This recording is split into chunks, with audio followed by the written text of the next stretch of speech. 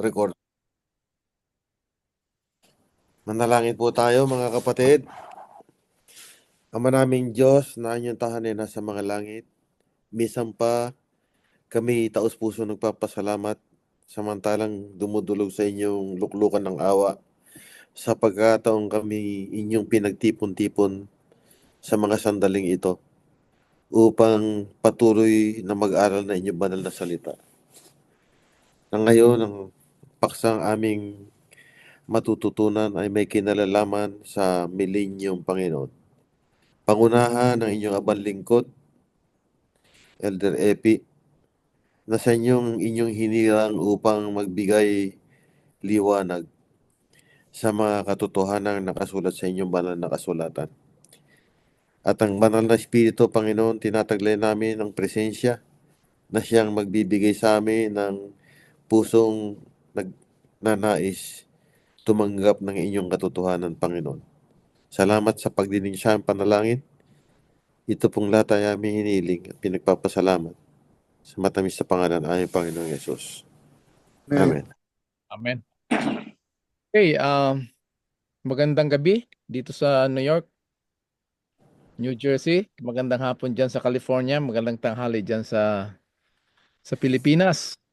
Tayo ay dadako sa pag-aaral ng last part ng Bible at last part ng Earth's history about sa mga events pagdating ng ating Panginoon. So, millennium. So, magbabasa tayo. Unahin natin si Kuya Piper, Kuya Rafi, Ate Nets, kung pwede si Albix, pwede rin, tsaka si Lowen, no?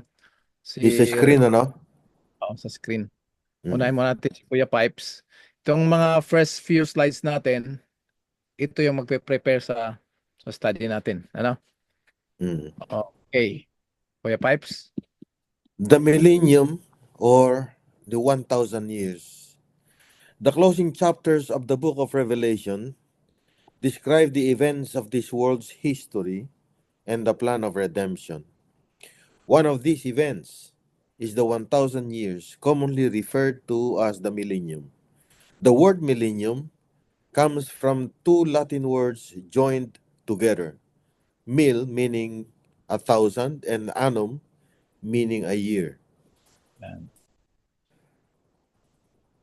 Sad to say that, like many last day events, there is much confusion within the Christian church regarding this doctrine of the 1,000 years. Anak pa natin mga kapatid. So ngayong gabi, by the grace of God, through the leading of the Holy Spirit, titingnan natin ito sa Bible mismo yung mga events dito para hindi tayo ma-confuse. Ngayon, itong PowerPoints na ito, itong material, ibibigay ko to sa inyo para mapag-aralan nyo. Para yung mga, kasi may mga confusion talaga dito na yung mga patay, kailan ito mangyayari, mga secret rapture. Aayusin natin yan dito sa pag-aaral natin. Kuya Rafi, ikaw naman. The only way we can clearly understand the true meaning and purpose of this doctrine is to examine it in the context of the Day of Atonement. This is how we will approach the study of this important doctrine. Yan. Isisingit ko muna dito kung ano itong tinatawag na Day of Atonement. Pagkatapos nitong first part, tapos next week second part nitong millennium, babalik tayo doon kasi parang napag-aralan natin pero babalikan natin yung doctrine ng the Day of Atonement.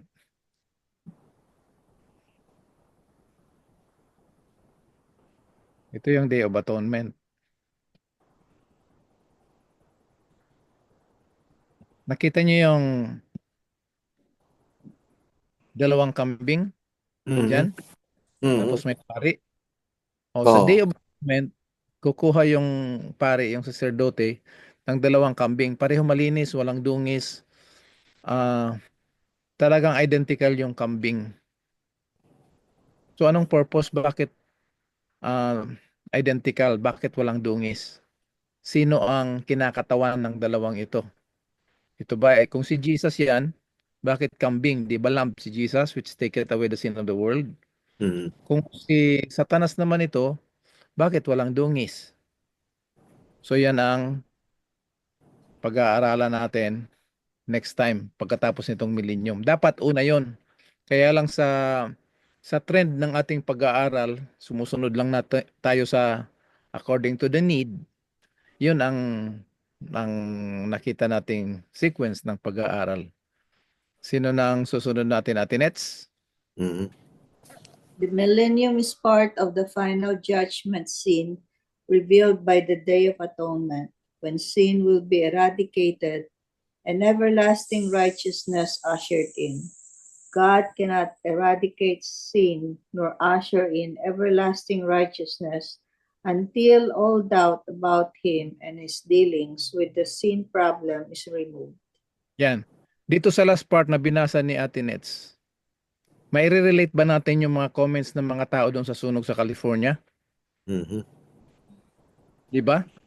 Tama. So as much as gusto natin ipakilala ang Diyos sa mga tao sa LA, laging misrepresented ang Diyos na may nag-comment lang doon sa program na kasi walang nagpalakpak tungkol sa creator of the universe.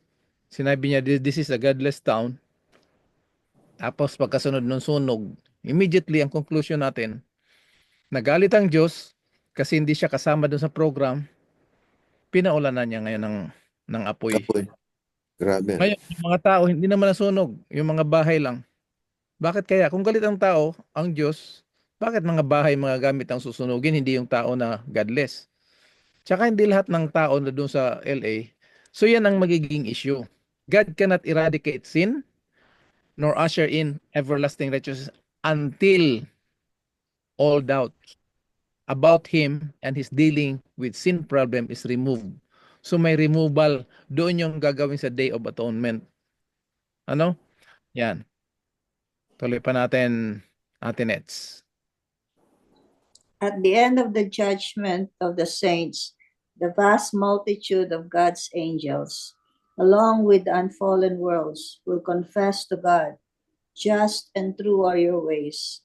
At the end of the 1,000 years, the millennium, the saints will confess to God, just and true are your ways. Finally, after Satan, his angels, and the lost are personally judged, they too will confess to God, just and true are your ways. Romans 14:10-12. Parang hindi ko na ilagay dito yung Romans chapter 14 verses 10 to 12. Pwedeng pabasa kung sino may available dyan ngayon. 10 to 12. Oo. Why do you pass judgment on your brother? Mhm. Or you, why do you despise your brother? For we will all stand before the judgment seat of God.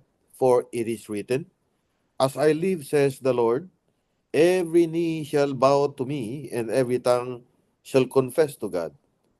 So then, each of us will give an account of himself to God. Oh. Kita mo na yung kung paano tayo na sinunog ng Diyos yung LA, mga ganito ganyan. Lahat tayo haharap. Pero at the end ng judgment, believers, non-believers, tayo na makakasama sa Panginoon, individual tayo harap sa Panginoon, isa lang yung magiging final statement natin sa Panginoon. Just and true are your ways. Oh, God. Sabi, no? Oo. So, sino nang nakuha natin ito, mga kapatid? Isulat natin yung verse. Sino nang susunod? Brother Lowen, pwede ka ba magbasa dyan? Sige.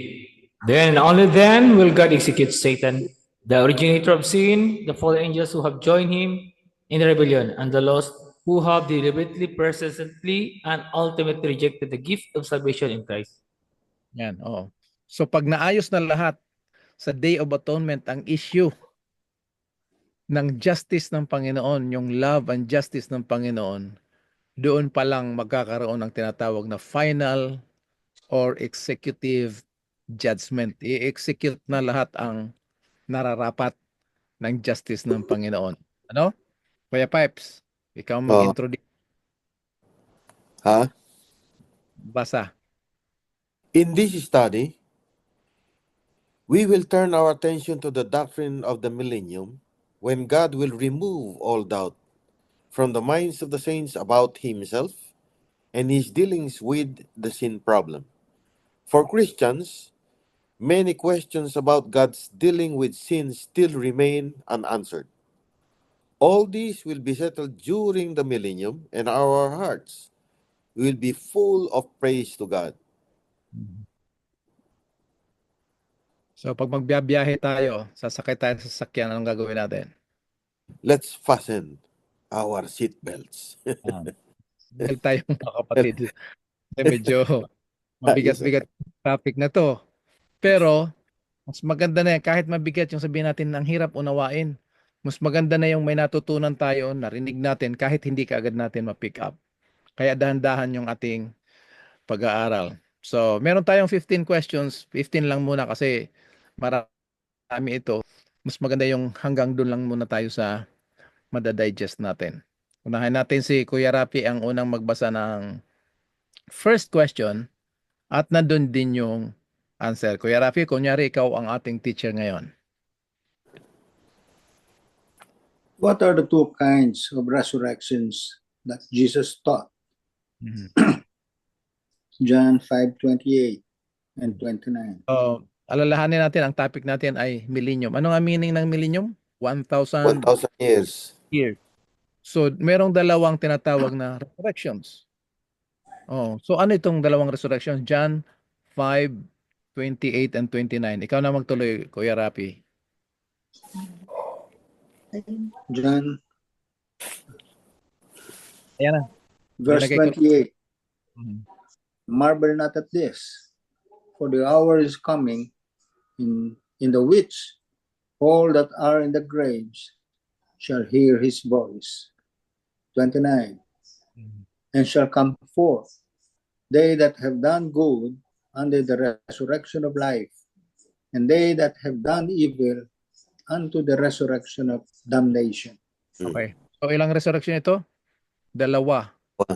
Ngayon, ano yung Kuya Pipe? Dalawa, sabi ko. So ngayon, baka ma-confuse tayo kasi ang sabi dito, the hour is coming that all are in the graves shall hear his voice. Parang pagdating niya, makakarinig, tapos yung dalawang klaseng tao, yung gumawa ng mabuti at gumawa ng masama, Sabay. parang mabubuhay sila pareho at ilalagay na kaagad sila doon sa yung kabila sa buhay, yung kabila sa hatol. Ano? So liliwanagin natin ito lahat. Dito muna tayo sa dalawang resurrection. Kuya Rafi, ikaw muna magturo ha. Sa'yo pa rin yan eh. Question number 2 kay Ate Nets. The Bible speaks of two resurrections. The first is the resurrection of the believers, the saved. And the second resurrection is that of the unbelievers, the lost. Between these two resurrections is the millennium, the 1,000 years. Okay. So nakita na natin. Millennium daw. Pagkatapos itong dalawang resurrection na to, meron siyang pagitan. 1,000 years. So, kung meron kayong picture, gusto nyo picturean, pero ibibigay ko ito sa inyo ng materials. Kaya lang, mas maganda makita na kaagad natin ito. So, ipapakita ko muna sa inyo yung graphics. Titingnan natin yung mga events, saka natin sila hihimayin. Okay? Yan yung ating tinitirahan ngayon. Nandito tayo namumuhay sa last days. Pagdating ni Jesus ng second coming, kasi yung first coming niya, yun yung gospel. Salvation for all. Yung ginawa niya sa kanyang banal na kasaysayan, kaligtasan yun mula kay Adam hanggang sa huling batang ipapanganak bago siya dumating. So tandaan natin sa lahat ng nakikinig ngayon at makakapakinig na yung unang punta ni Jesus ay kaligtasan para sa lahat. From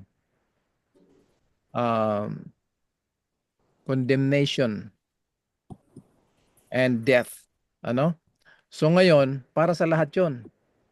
Ngayon, ang lahat ng pangangailangan sa ating kaligtasan ay ginawa na ng Diyos doon kay Kristo upang itong mabuting balita ay ituro sa buong mundo sa lahat ng linalang.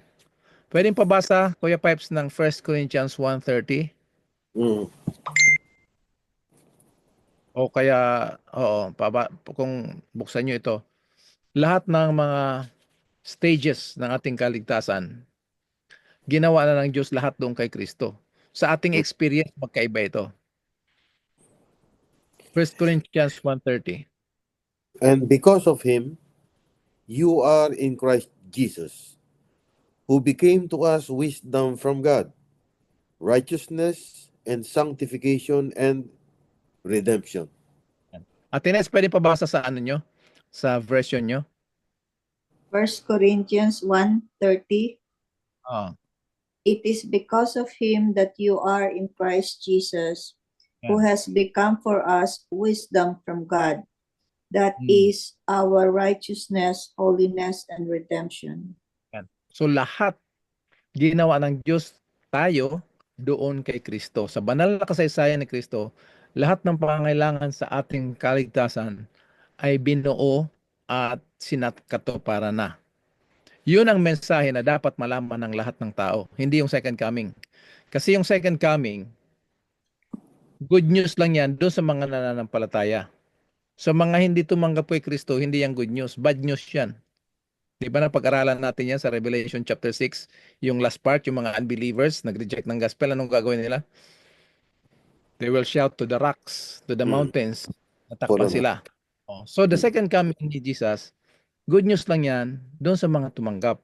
So ngayon, tayo lahat ay namumuhay na sa last days. Ang kailangan marinig ng mga tao, yung gospel ni Jesus Christ para pag tinanggap nila yon, kilala na nila yung darating uli. Mahirap kasi magsabi sa mga tao na may darating na hindi nila kilala kung sino. Okay? So, parang pupunta tayo ng airport, so sa lubong ng mga taong hindi natin kakilala. It doesn't make sense. So last days, nandito tayo ngayon sa last days. Pag natapos na itong last days, last day of earth history, yan yung second coming. Babalik si Jesus. Yan yung first resurrection na banasa natin kanina. Ano? So anong mga events dito sa second coming ni Jesus? Yung mga nananampalataya na mga namatay sa pananampalataya, sila yung unang bubuhayin. So yan yung sinasabi ni Jesus Christ, those who do good. Pag sinabing do good, hindi yung galing sa sarili nila. They accepted Jesus, allowing the Holy Spirit to reproduce the life of Christ. Yan yung righteous living ng mga believers. Tapos namatay sila, they died in the faith, they will be raised up first. Sila muna yung bubuhayin na maguli. Yan ang tinatawag na first resurrection. Tapos tayo naman ng mga nabubuhay ay kasamang dadalhin nila. Dadalhin ng Diyos ni Jesus. Binuhay niya yung mga natulog. Tapos kasama natin, we will be caught up in the air to meet our Lord Jesus Christ. Yung mga unbelievers na ang tawag ng Bible wicked, they will remain dead. Masisilaw sila sa glory ni Jesus Christ. Hindi nila makikita. So yung mga buhay na unbelievers, they will go to sleep. Yung mga unbelievers na nandun na sa, anong tawag nito, sa sementeryo, sa libingan, mananatiling tulog or patay ang tawag ng Bible niyan. Si Satan at this time sa first resurrection, yan yung landmark ng millennium, first resurrection, second coming ni Jesus. Satan will be bound in chain. Tapos the earth will be desolate. Okay? So, picturean nyo yan mga kapatid o titingnan nyo lang. Mamaya, iisa-isahin natin yan kung paano nangyari. So ngayon, pagpasok ng first resurrection, yan yung second coming ni Jesus Christ. Anong pagitan yan? 1,000 years. Yung millennium na word, wala yan sa Bible. Pero dahil tinulat ito sa Greek yung New Testament, kasi nandyan yung tinatawag na millennium, 1,000 years. Okay? So during the 1,000 years, yung mga nanampalataya na namatay na binuhay sa first resurrection, kasama natin, tayo ay kasama ni Jesus, that where I am, there ye may be also. Di ba sabi ni Jesus sa John chapter 14 verse 2? Oh. Okay. Oh, may dumating Kuya Peps, Samsung, ewan ko kung sino yan. Anybody knows this Samsung, please welcome. I-welcome natin yan kung sino nag-invite sa kanya. Samsung SM, welcome.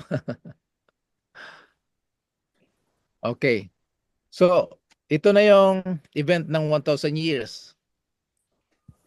Believers namatay, binuhay pagdating ni Jesus, kasama tayo. During 1,000 years, nandun tayo sa langit. Yung mga unbelievers, the wicked, they will remain dead. Kaya mga kapatid, walang believer o non-believer na namatay na pupunta sa langit. Medyo malungkot lang sa ating mga mahal sa buhay, mga kaibigan. Pag namatayan sila, o kumusta na kayo? Nasaan na si ano, yung kapatid mo? Nasa heaven na, kasama na ni Jesus. So, pero sige lang, ipag-pray lang natin yan sila. Dito sa Bible, maliwanag na ang mga unbelievers, mga wicked, they will remain dead. Tapos, Satan, bound by chain of circumstances. Hindi naman siya gagapusin ng kadena talaga. This is a chain of circumstances na siya lang mag-isa dito sa sanlibutan. Kasi lahat patay. So, earth is at rest. So, yan yung 1,000 years. So, kailan mag-e-end yung 1,000 years? Yan na yung second resurrection. Ang second resurrection, mangyayari yan pagbaba ng New Jerusalem. Okay, Christ, the saints, the holy city will descend. Ito na yung third coming. Yung New Jerusalem bababa dito sa lupa. Ngayon, yung mga nananatiling patay during the millennium, doon na sila mare-resurrect. Yan ang tawag na second resurrection. Okay mga kapatid? Mhm. Tapos, si Satanas, pag sinabi na siya ay pakakawalan, ibig sabihin yan, resurrected na yung mga unbelievers, magkasama na sila. So dito sa second resurrection, sa third coming, huwag tayo malito sa second resurrection, third coming, first resurrection, second coming. Ito na yung tinatawag na executive judgment, last and final judgment. Tapos, si Satan, yung mga nag-reject kay Jesus, they will be destroyed. Earth cleansed and renewed. Ito na yung nakita ni John sa Revelation chapter 21 verse 1. Pwedeng pabasa Kuya Rapi ng Revelation chapter 21 verse 1.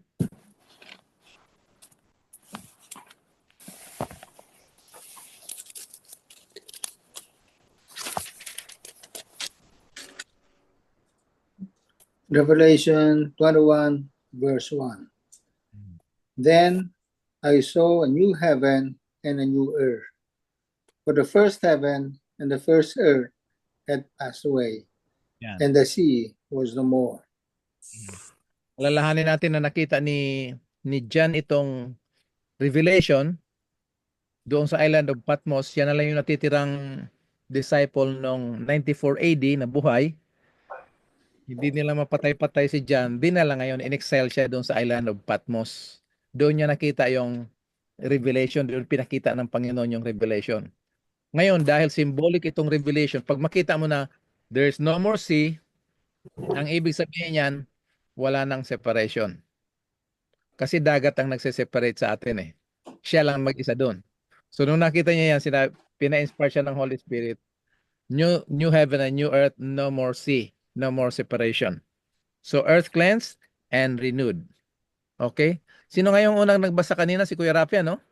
Ngayon, si Ate Nets naman, question number 2. Meron ba kayong comment dito? Dito mag-uumpisa yung tinatawag na eternity. Kasama natin si Jesus forever.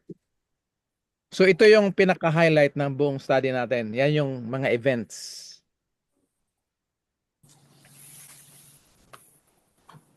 Okay mga kapatid, nakita nyo? Picture. Pero ipapadala ko ito sa inyo. Kaya meron kayong sariling mapag-aralan nyo. Ano yung tanong ni ano? Bakit daw naging harang yung dagat? Hindi siya harang. Kasi kung walang dagat, mahirap tumawid pag may dagat malayo. Ano? So ginamit ng yung term na sea kasi nga syempre kumpleto yung ginawa ng Panginoon. Pero dahil nga sa kasalanan, naging immortal tayo subject to death. Syempre yung dagat, yung puwersa ng dagat, yun ang hadlang natin mag-travel sa iba't ibang lugar. Siya yung nag-separate. So pag sinabing no more sea, no more separation. Bakit hadlang yung dagat? Kasi water is a force. So alangan naman na hindi tayo pwede maglakad. Kung lalangoy tayo, mas makapangyarihan yung body natin, hindi kaya yung pwersa ng nature. Okay? So ngayon, dahil hindi nila mapatay si John, dinala nila Excel doon sa island, sa isla, malit lang yun na isla ng Patmos, para siyang island of Alcatraz, 'di ba? Doon dinadala yung mga preso doon sa California, sa San Francisco, parang ganun. Ang pwede mo lang gawin, lalangoy ka doon, may pating. So talagang walang kawala. Yan ang dagat. Okay? So ngayon, tuloy tayo, Ate Nets, ready ka na? Ikaw yung sa number 2. Number 2, when will the resurrection of the believers take place? First Thessalonians 4:16. Tingnan natin. Resurrection of the believers. May mga namatay na believers, kailan ito mangyayari? Si Ate Nets na magbabasa diretso. For the Lord himself will come down from heaven with a loud command, with the voice of the archangel, and with the trumpet call of God, and the dead in Christ will rise first. So, nakita nyo? Yung dead in Christ will rise first. Kaya ang tawag natin dyan, ng Bible, first resurrection. Unang pagkabuhay ng mga natutulog. Halimbawa ngayon, yung mga mahal natin sa buhay na believers, tulog sila ngayon. Hindi pa sila pumunta ng langit. Kuya Pipes, wala dito si Sister Gina? Wala eh. Nag-text ako sa kanya. Oo. Anyway, recorded naman ito. Just in case, pwede naman natin ipadala. Kasi napakahalaga nito. Mm. Mas maraming Christians na confused tungkol dito. Kasi yung meron silang tinatawag doon sa 70 weeks. Yung last 7 weeks, ginamit yon na suspended yung last week. So mangyayari yung last week ng Daniel 7, ng Daniel 9, 27, yung last week na yon, ginamit sa end time event, linagyan nila ng tinatawag na tribulation. Ngayon, bago mangyari yung tribulation, magkakaroon ng secret rapture. Titingnan natin kung anong tawag ng Bible dito sa rapture ito. Secret ba ito o ano? So naintindihan natin mga kapatid, yung mga namatay sa pananampalataya, pagdating ni Jesus, second coming, doon sila bubuhayin. So lahat ng mga nananampalataya o lahat ng mga patay, in general, pag namatay, hindi sila pupunta ng langit. Kasi pupuntahan pa sila ni Jesus dito. Maliwanag po ba ito mga kapatid? Mhm. Okay, so titingnan natin itong tinatawag na rapture. Number 3, sinong kasunod nito? Si Lowen? O kung sinong Albix, nandiyan ka ba? Si Lowen muna. Lowen. What will happen to the believers still living at the second coming? First Thessalonians 4:17.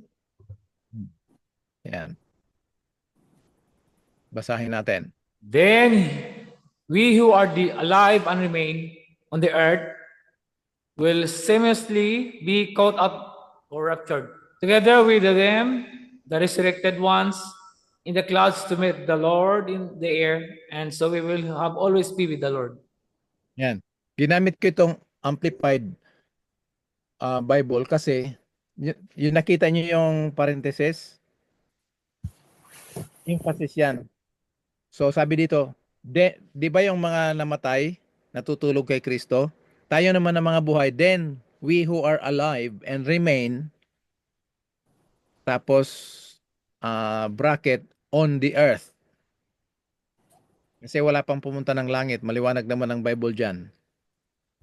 Will simultaneously be caught up. Ito yung tinatawag na rapture. Pero, yung rapture sa Bible, hindi individual, hindi secret. Yan ay together. Pabasa natin kay Ate Net sa kanyang translation. Kung may mga iba kayong translation, mas maganda tinitingnan natin na ibang translation. Together with them, sino itong them? Yung binuhay, the resurrected ones. Yung mga nanampalataya na binuhay. Saan dadalhin? In the clouds. For what purpose? To meet the Lord. Saan? In the air. Ito na yung blessed hope natin. So, we will always be with the Lord. Ate Nets, pwedeng pabasa ng... Anong version yung sa'yo, Ate Nets? LT... New International. NIV, oo. Okay. Ayos. Yes, makasabi. 1 Thessalonians 4:17. Okay. After that, we who are still alive and are left will be caught up together with them in the clouds to meet the Lord in the air. And so we will be with the Lord forever. Wow. So, together with them. Sino yung them? Yung mga namatay doon sa verse 16. Okay, sana maliwanag ito sa atin. Alawan, pabasa ng comment. Thank you, Ate Nets. What will happen to the believers still living at the second coming? First Thessalonians 4:17. Comment na ito ha, binasa na natin yung verse kanina. Hmm. So, tuloy ko yung kwan. The resurrection of the believers sleeping in the Christ will take place at the second coming of Christ. This is the first resurrection. The blessed hope of all believers. This is when thousands years or millennium begins. So, kailan mag-uumpisa yung tinatawag na 1,000 years, millennium? Sa second coming ni Jesus Christ. Doon mabubuhay yung mga natutulog. Sa pananampalataya na actually namatay sila, nasa libingan, bubuhayin sila. Siguro, maliwanag na ito sa atin. Ano? Okay, number 4 na tayo. Sino nang kasunod? Tapos na si Padre Lowen, no? Alvix, available ka bang magbasa? O, Hi po. o hearing ka lang muna? Sige po. Available ka? Oh, ikaw na yung sa number 4. What change will take place in the believers at the resurrection? 1 Hmm. Corinthians 15 verses 51 to 53. Hmm. Sabi Listen dyan. very carefully. I tell you a mystery, a secret truth decreed by God and previously hidden, but now revealed. Ito, sandali lang ha.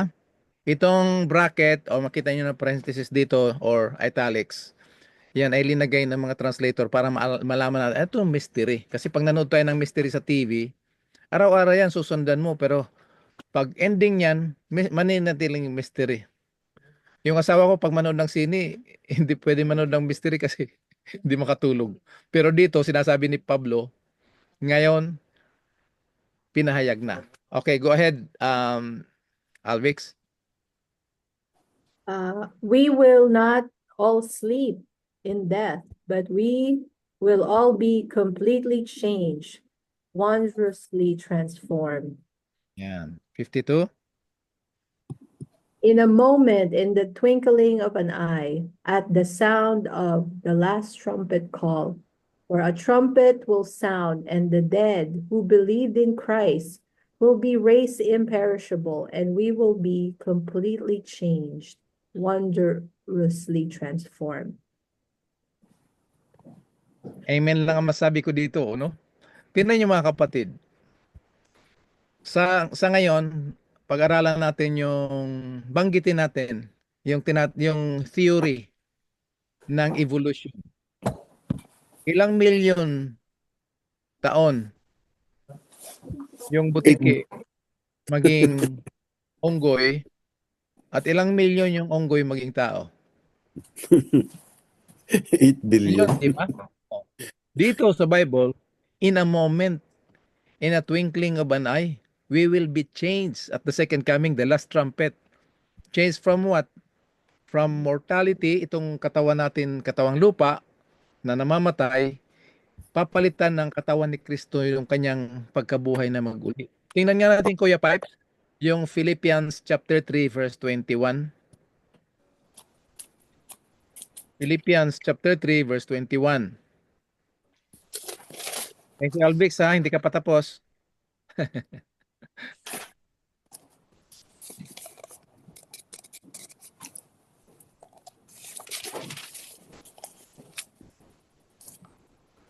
Who will transform our lowly body to be like his glorious body by the power that enables him even to subject all things to himself.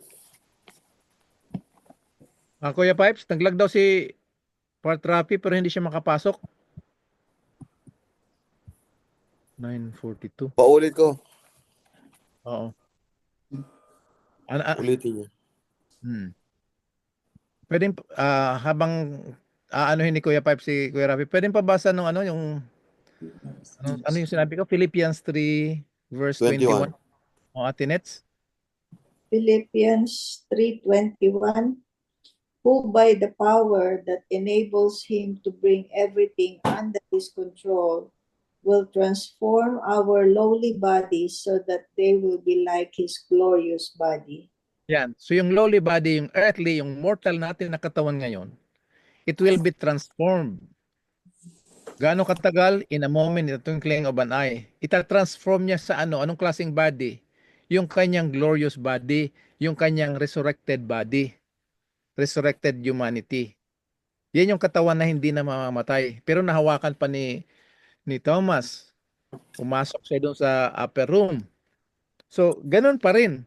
Pero, glorified na siya. Wala nang mancha o dungis ng kasalanan. Okay? So, sana maliwanag ito sa atin mga kapatid. Alvix, pwedeng verse 53.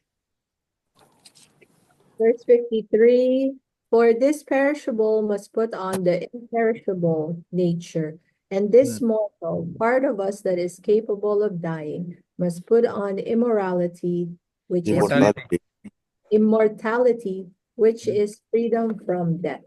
Yan. Ibig sabihin, wala nang Kamatayan. kamatayan. Praise God mga kapatid, ano?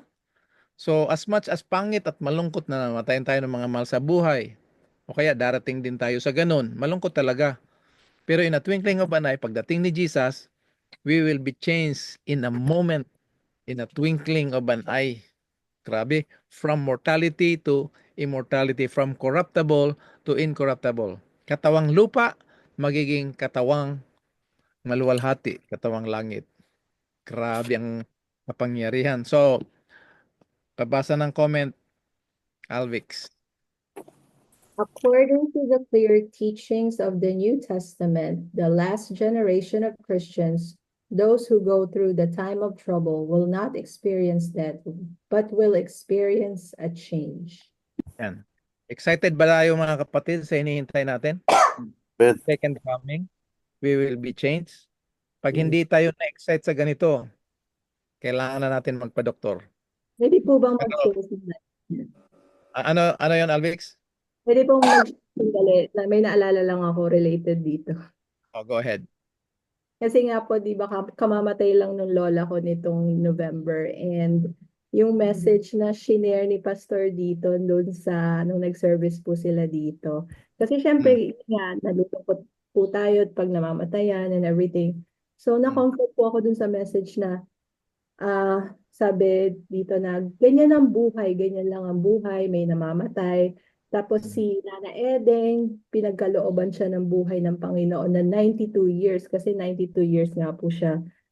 Ito. Tapos, sabi, according sa Psalm 92 verse 27 po ba yun? So sabi, dapat mahingi natin sa Panginoon na every single day, may He give us a wisdom to always acknowledge His presence in our lives. Kasi ganyan lang ang buhay.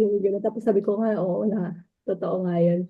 na naway every single day is a blessing, na i-remind ako ng Panginoon na magkaroon ako ng ah, mapagtanggap na spirito na kilalanin siya every single day. Kasi ganyan lang ang buhay. May namamatay, may nagkakasakit na ganun. So, ayun, na nakaka-comfort lang din kasi yun nga, ang buhay, life is short here, and at the same time, we take things for granted sometimes, yung mga blessings na uh, na na meron tayo. So, ayun, at the same time din, dahil din sa Sundays of Prayer, na totoo yun, every single day, hingin natin kay God na turuan mo ako paano ako manalangin. Tapos, it's very comforting to just acknowledge na may wisdom na binibigay si God sa atin, na kilalanin mo siya every single day. Kasi, you never know. So, but it's a blessing na umabot yung buhay na ganon. So, ayun.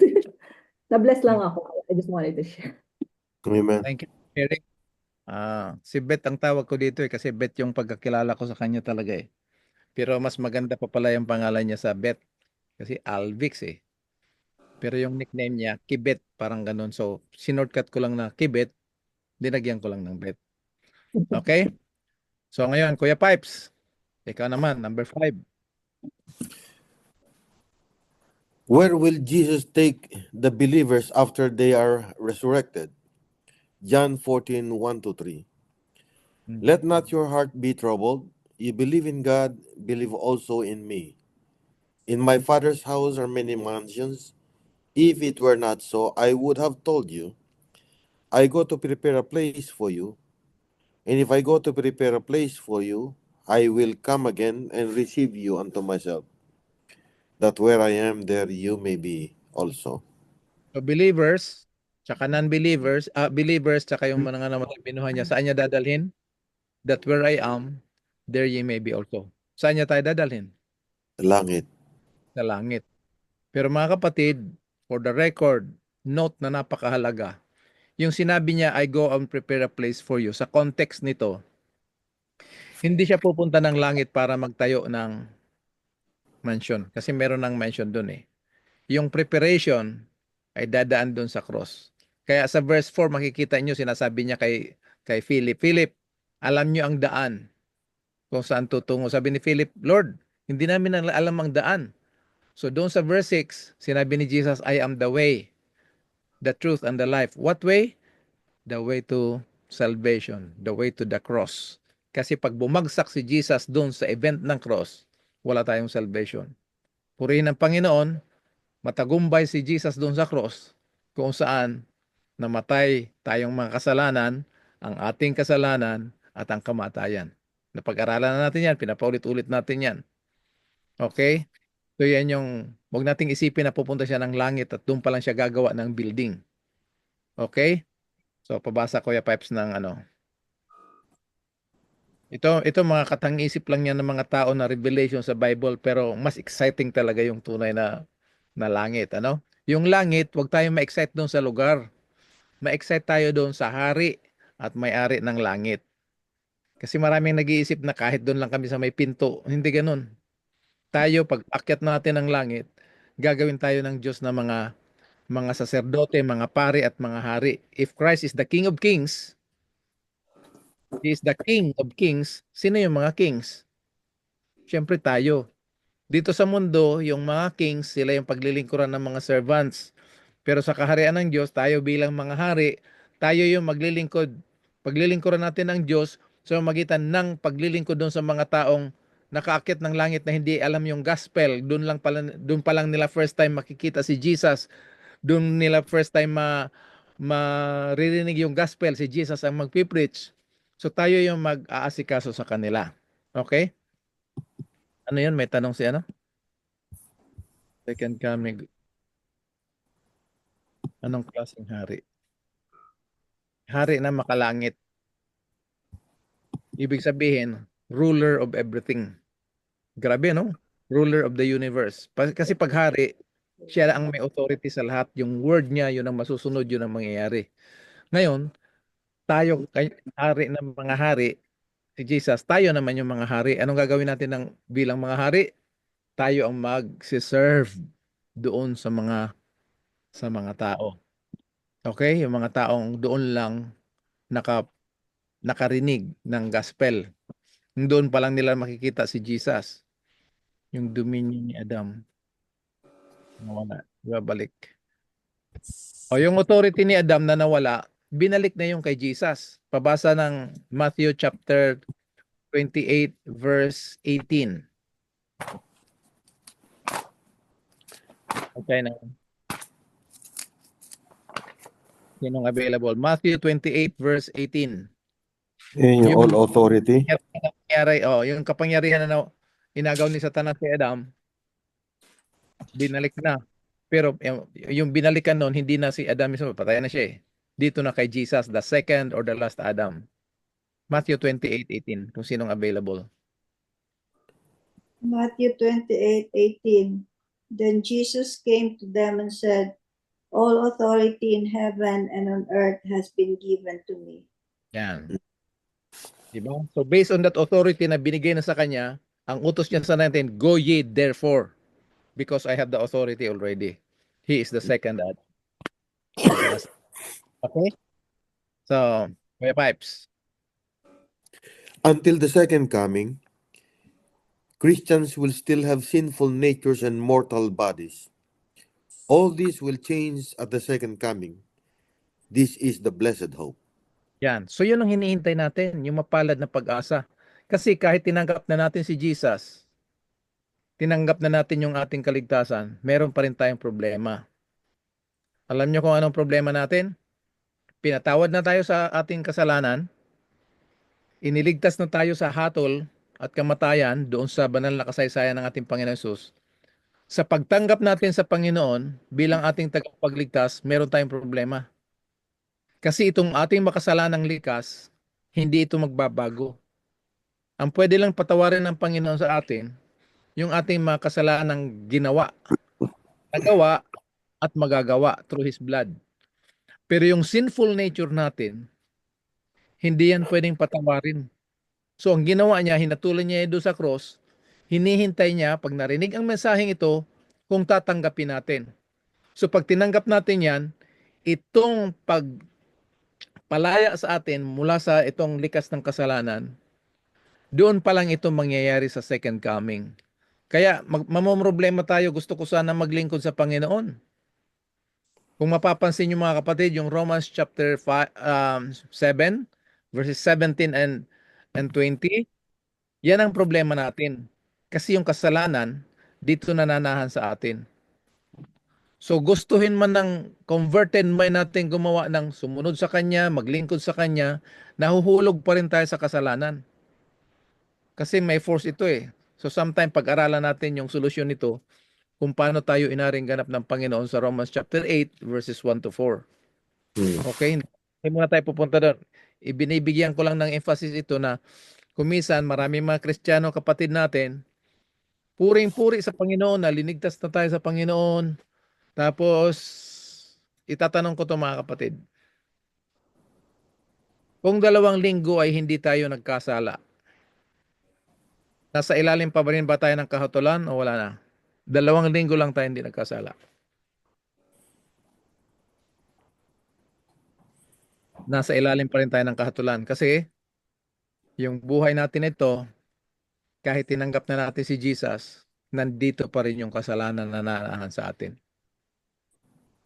Nakuha natin mga kapatid?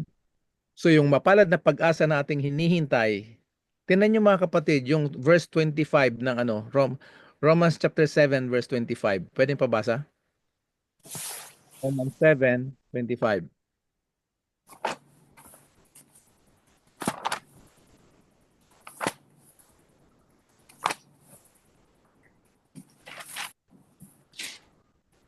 Romans 7 po, verse 25. Romans chapter 7, verses 25. I thank God through Jesus Christ our Lord. So then with the mind I myself serve the law of God, but with the flesh the law of sin. Sa 25 yan? Opo. Yung King James Version. Oh, sa 27, pabasa ng 27. Ay, wait. Romans chapter 7 po. Oo, Walang Wala. 20. 25 lang. parang 25. Oh, baka 7 verse 21 ka na. 25. Opo. Hanggang 25 Oh, verse yung first part ng 25. Anong sabi doon? I thank God through Jesus Christ our Lord. So then, with the mind, I myself serve the law of God, but with the flesh, the law of sin. Kita nyo, yung dalawang prinsipyo ng buhay.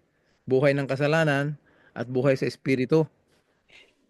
Oh, pero ano lang tayo, hindi yan ang study natin, ang focus. Pero gusto ko lang i-point out na kahit tinanggap na natin si Lord as Savior, may problema pa rin tayo. Nandito pa rin yung ating sinful nature at yung katawan nating mamamatay. Kaya ang ating mapalad na pag-asa, tayo ay patuloy na sumampalataya sa Panginoon, maging tapat sa Kanya until the second coming. Ano? Okay. Kuya Rafi, dito tayo sa number 6. What were the disciples told who witnessed Christ's ascension? Acts 1, 10, and 11. They were looking intently up into the sky as he was going, when suddenly 2 men dressed in white stood beside them. Men of Galilee, they said, why do you stand here looking into the sky? This same Jesus, who has been taken from you into heaven, will come back in the same way you have seen him go into heaven. Yan. So, ngayon, Kuya Rafi, anong ibig sabihin nun? Just as Christ's ascension to heaven was literal and physical, so also will be his second coming. It will be literal and physical. Kaya walang secret. Ano? So, sa Revelation chapter 1 verse 7, sabi doon, all eyes will see him. Okay, si Atunot naman. Maliwanag tayo dito mga kapatid. Atinets. Yung sinelas ko ya.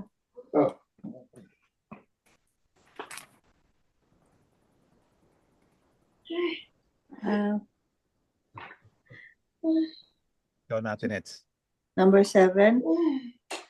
What will happen to the wicked at the second coming of Christ? 2 Thessalonians 2:8.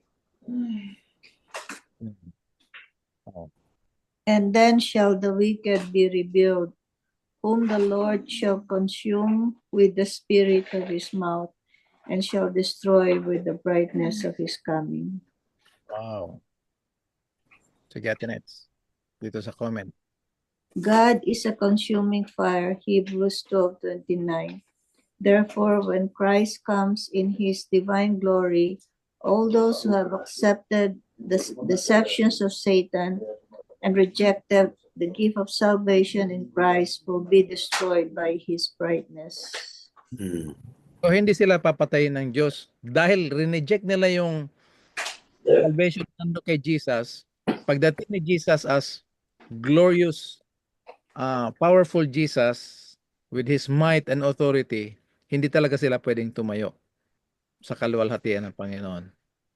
Okay? Hindi dahil papatayin sila because God is not the author of death. Yung mga iniisip ng mga ibang tao na sobrang galit na Diyos, susunugin ko itong mga to, papatayin ko itong mga to eh. Parang ganun ang mindset nila eh. Pero hindi. Ang kasalanan talaga, hindi talaga pwedeng humarap sa harap ng Diyos. Kaya, bago darating si Jesus, merong warning ng 3 angels message, the everlasting gospel. Salvation in Jesus Christ as a gift. Okay? Number 8, Lowen.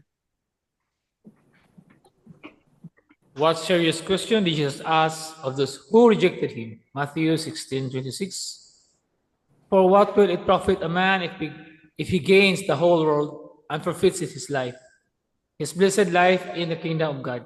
Or what would a man give as an exchange for his blessed life in the kingdom of God? 26. So, Ayan. Then, when the Nabasa. wicked face death at the second coming of Christ, they will realize that they have given up for the pleasure of sin, but it will be too late. Naalala niyo yung paggawa ni Noah ng arka pinagawa ng Diyos? Oo. Tapos ng arka, nagsara yung pinto. Meron pang 7 days na hindi umulan. So doon sa 7 days na yon, sarado na yung arka. Nagtataka yung mga tao, bakit, paano sinara yun ni Noah? Hindi naman niya kaya, sobrang bigat ng pinto. Doon sila nag-iisip, hanggang after 7 days, nag-umpisa na yung ulan, naisip nila na mali pala yung desisyon nila. Gusto pa sana nilang pumasok, Huli na. pero kaya yung warning ng 3 angels sa Revelation chapter 14, napakahalaga at responsibilidad talaga natin bilang mga nananampalataya. Hindi tayo pwede mag-tahimik lang. Talagang wawarningan natin na from head to toe, there's nothing good in us, and our only hope of salvation is Christ and His righteousness. Ano? So, pagdating ni Jesus, bago yung third coming, gigisingin sila, bibigyan sila ng pagkakataon, mag-iisip na mali pala talaga yung ginawa nila. Ano? So, kagaya ng rich young ruler, mas pinili niya yung kanyang kayamanan na sabi ni Jesus, follow me. Sell your goods, give it to the poor, at sumunod ka sa akin. Practically, kung tayo yung rich young ruler, at sinabi ni Jesus na sumunod sa kanya, na siya mismo walang mapaglagyan ng kanyang unan, ng kanyang ulo, sa palagay niyo, madali lang sumunod sa sinabi ni Jesus na ganun kung nandun tayo? Medyo mabigat, ano? Kaya kailangan natin ng prayer, kailangan natin mag-aral ng Word of God. Si Albix naman. I have a question po. Okay, go ahead. Kasi nung was it last week? Nung napapag-usapan po namin yan, yung close of probation, is it safe to say, kasi di ba nga po yung close of probation, that's like an actual event later on na yun nga. Tapos, parang, kasi is it safe to say po ba na yung close of probation, it could also be individually na may time talaga na sa buhay mo nga na kahit na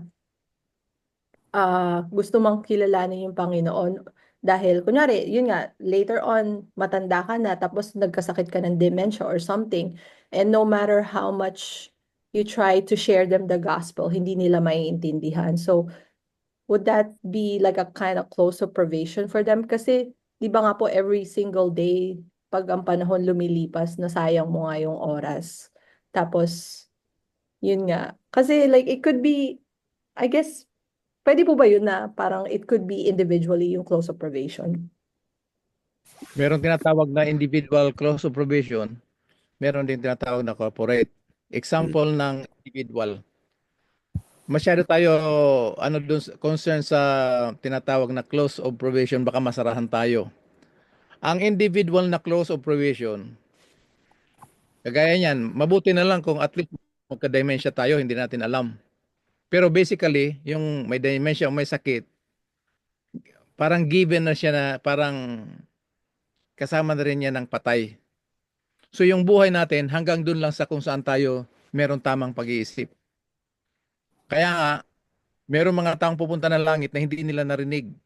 Ang i-apply lang yung close of probation dun sa mga nakarinig. Hindi pwede yan i-apply sa mga hindi nakarinig pa. Kasi kawawa naman yung mga mahal natin sa buhay, hindi nakarinig ng gospel tapos namatay sila. So yung tinatawag na close of probation, sa mga believers yan na alam na yung katotohanan, bumalik na naman doon sa, nandito yan sa last part ng study natin pero hindi na aabutin ngayon kasi medyo mahaba na yung study Yes, natin. talaga, we just have to stay tuned once we get there sa langit na bayan. Na masusurprise ka talaga yung mga taong hindi mo inaasahan na nandun. Like, nandito ka. Yan, no. Pero ang number one na surprise doon, it really takes the grace of God. Maso-surprise tayo dahil nandun tayo. Kasi alam natin yung buhay natin eh. Tapos, pangalawa na lang yung nakita niyo doon na hindi mo inaasahan na nandun. Pero pinag-pray natin. Kagaya ni Stephen, pinag-pray niya si si Saul bago siya namatay. So ina-expect niya na magkikita sila dun. Di ba? Yes, yeah. Okay. Kanya-kanya talaga tayo ng relationship sa Panginoon. Huwag natin bigyan ng diin yung close of probation na nakakatakot. Yun ay araw-araw nakakonect tayo sa Panginoon. Nagko-close yung probation, yung meron tayong pinagtampuhan doon sa kapatid, sa simbahan, o sa ating kaibigan, sa family, tapos alam naman natin, pero tinatanggap ko ang Diyos, pero yung ginawa niya sa akin talagang hindi ko mapapatawad. Yun ang delikado na mindset. So pag nandito si Lord sa atin, handa tayo lagi magpatawad. Tumanggap, kalimutan yung mga pangyayari. Okay? So Albex, ikaw na magbabasa nito. To what condition will this earth be reduced after Lapit na the tayo matapos. second advent? Mhm. Jeremiah chapter 4, verse 20. I Hmm. beheld the earth, and lo, it was without form and void, and the heavens, and they had no light. Ayan. So nakita natin mga kapatid. 23. Yan din yun, ano? So yan ang magiging kalagayan natin. Oo. Okay? So ngayon,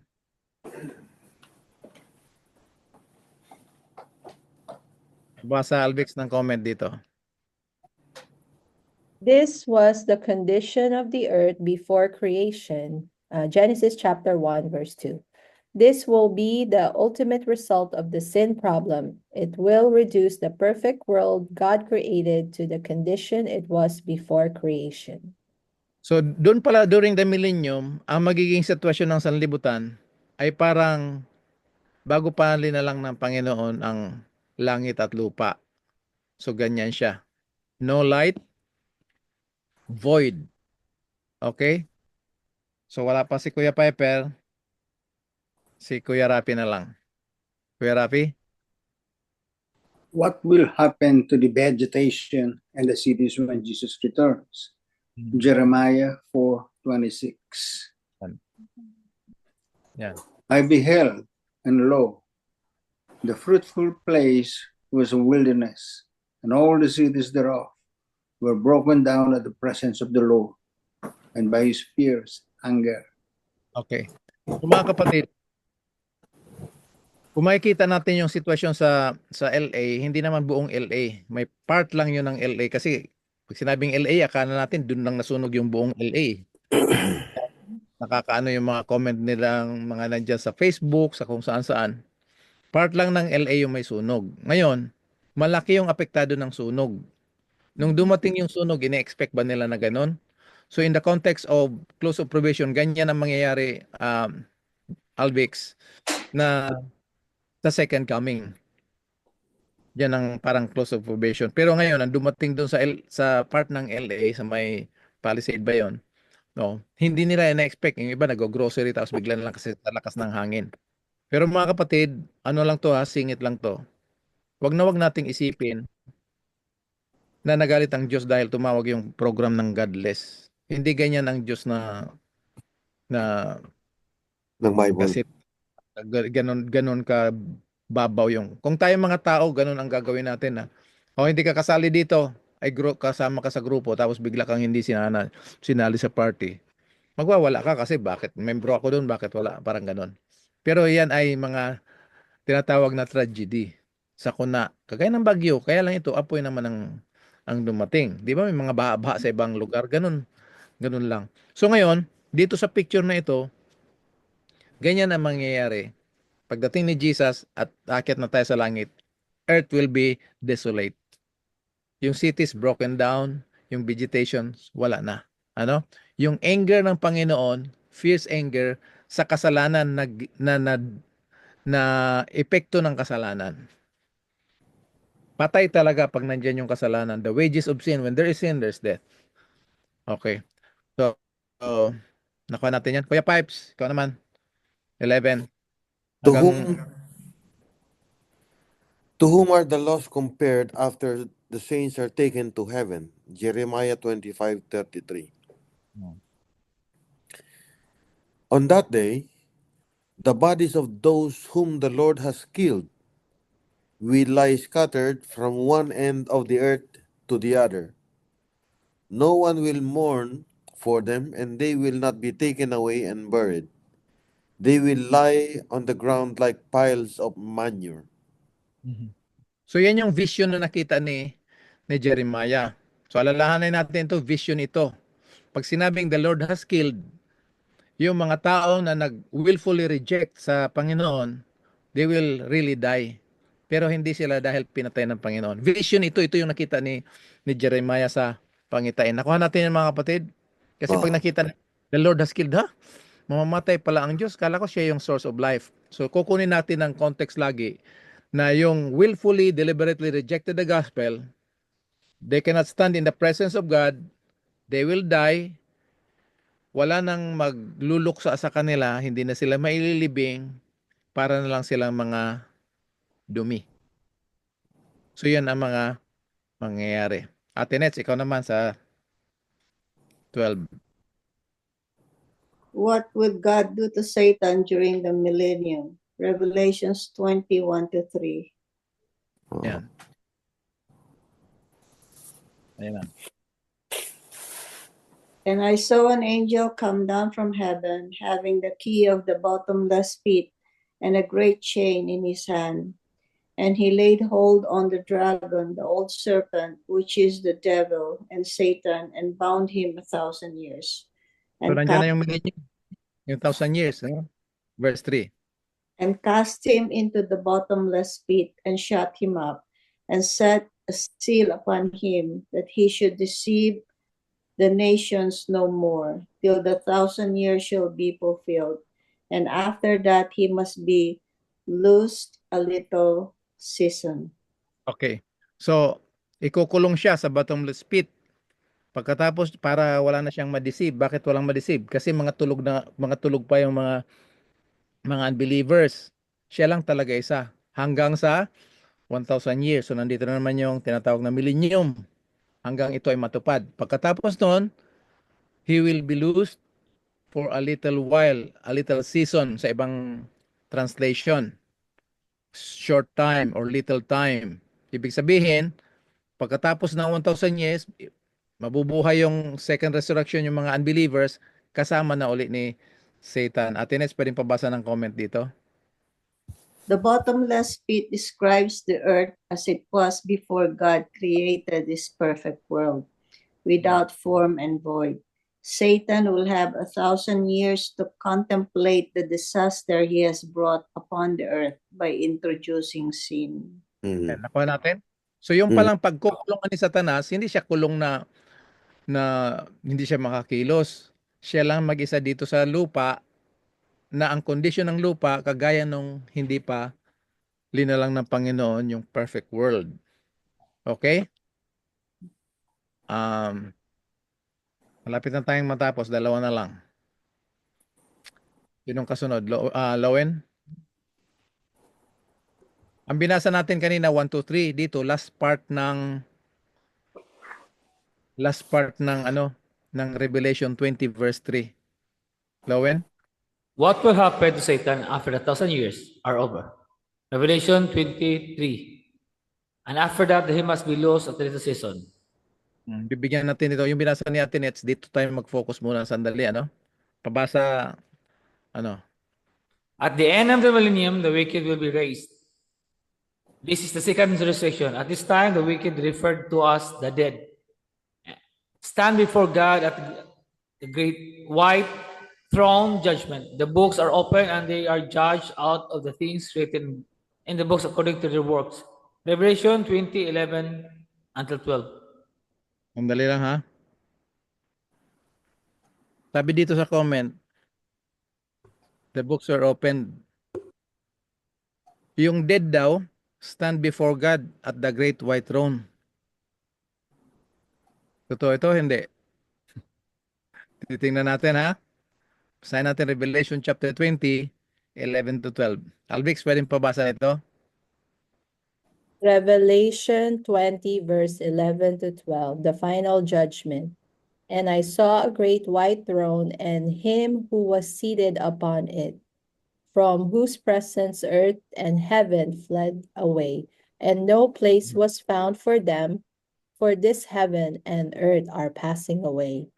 Okay, Verse sandali lang ha. Yung green, tsaka nasa bracket, additional yan ng Amplified Bible para maintindihan natin. Pag sinabing, no place was found for them. Bakit heaven fled away?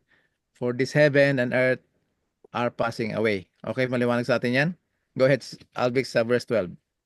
And I saw the dead, the great and the small, standing before the throne, and books were opened. Then another book was opened, which is the book of life. And the dead were judged according to what they had done, as written in the books. That is, everything done while on earth. Okay. So ngayon, ilang books ang nandito? Dalawa. Dalawa. Okay. Balik tayo dito. Pabasa uli. Alvix. The books revealed every sin they ever committed. As their lives flashed before their eyes, they realized they have trampled the Son of God underfoot, counted the blood of the covenant by which he was sanctified a common thing, and insulted the Spirit of grace. Hebrews chapter 10, verse 29. At that time, Satan, who has shown no signs of repentance, will take the initiative to deceive them again. Revelation 20, verse 7. Oh, yeah. Ate Nes, pwedeng pabasa ng Hebrews 10:29? Ala? Hebrews 10:29 yung sinasabi dito. Kasi isa lang ang kasalanan na magtatanggal sa atin sa langit.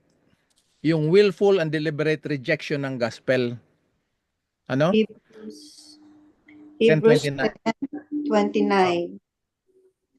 How much more severely do you think a man deserves to be punished who has trampled the Son of God underfoot, who has treated as an unholy thing the blood of the covenant that sanctified him, and who has insulted the Spirit of grace? Yan. So pag may nakita tayong mga tao nagpatay tapos naging kriminal, nakulong, hindi ito yung judgment nila na tutupukin sila. Ang case pala ng mga taong hindi maliligtas, yung mga nakarinig ng gospel, gaano kahalaga yung gospel na sabi ni Jesus, what profit a man if he gains the whole world and lost his own soul? Napakahalaga pala natin na iingatan ang katotohanan ng sakripisyo at kaligtasan natin na kay Kristo. So yung mga deliberate na nag-reject nun, pagkatapos ng 1,000 years, bubuhayin sila, dito, i-deceive uli sila ni Satan. Ano? So yung last part natin, verse 14, pero question number 14, hindi ko 15 yung nailagay ko, ha? 15, ikaw na Kuya Pipes. What will Satan and the wicked do? And with what consequences? Revelation 20, verse 9. They came up across the whole earth and surrounded the saints' camp, the city that God loves. But fire came down from heaven and consumed them. Yan. So nakita natin yung sequence. During 1,000 years, si Satan lang dito sa mundo. Pag baba ng New Jerusalem, the city with Christ and the believers, kasi established dito yung New Jerusalem, bubuhayin na yung mga nag-reject ng gospel, kasama ni Satanas, ididisibuli sila, aatakihin nila yung New Jerusalem. Okay. Ngayon, so pag-atake dito sa New Jerusalem, na mahal ng Panginoon, uulan ng apoy, at doon sila tutupikin. Ano? Fire came down from God, out of heaven, kasi yan yung presence ng Panginoon, God is a consuming fire, di ba? So, Kuya Pipes, pabasa ng last part. When Satan uses the wicked to attack God and the saints, it clearly proves that the 1,000 years did not change his attitude toward God.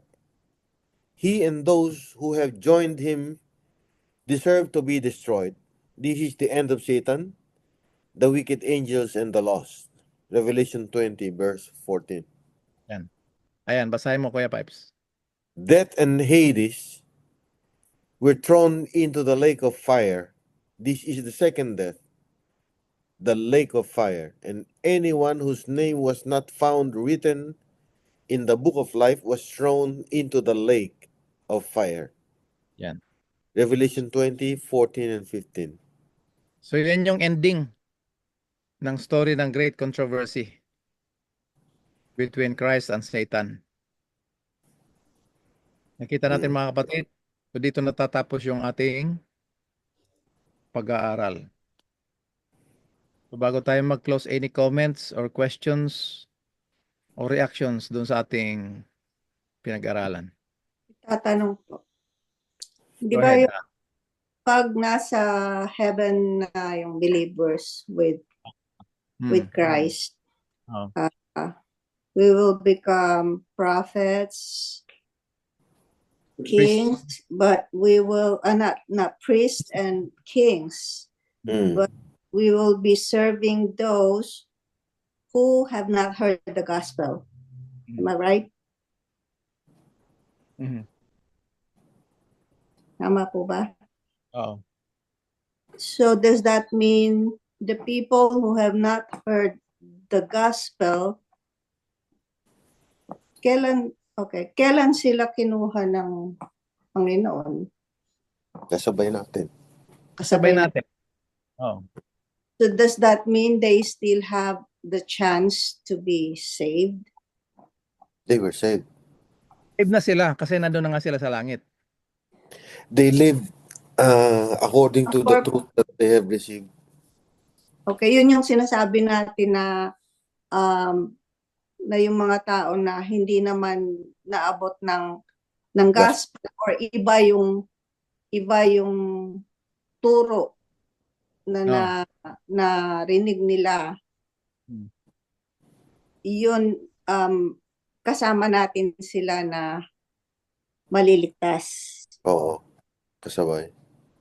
Okay. So ang purpose lang ng pag-serve sa kanila is that's the time that they will get to know Jesus. Christ. Oh. But it has nothing to do with them being saved.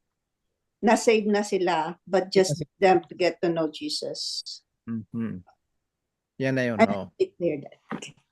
Praise God. Meron Kasi tayong mga di ba parang yun yung lagi nating pinag-usapan na kasi ang sabi di ba the gospel will be parang ma-disseminate from one end of the earth to the other. Pero it doesn't mean na lahat makakarinig. Tama hindi. po ba? Okay. But Ang message o yung Bible teachings na tinuturo natin, halimbawa tinanggap na natin si Jesus. Tuturuan tayo na itong gagawin natin sa ating pamumuhay, yung Christian living. Ang context niyan ay experiencing the power of the gospel. Magiging reality sa buhay natin. Doon sa mga hindi nakarinig, God will not charge them as sinners against God. Kasi hindi nila alam eh. Kagaya ng mga bata, namatay, blue baby. Anong gagawin ng Diyos noon? Meron mga nagtuturo na pag hindi naligtas yung nanay, kasama yung bata. So walang justice ang Panginoon. Ang Panginoon, because God is just, alam niya na meron mga taong na biktima ng kasalanan, na left on their own, hindi naman nila talaga kasalanan, kasama sila doon sa mga iligtas. Because remember Romans chapter 5 verse 18, through the righteousness of one, justification came upon all men.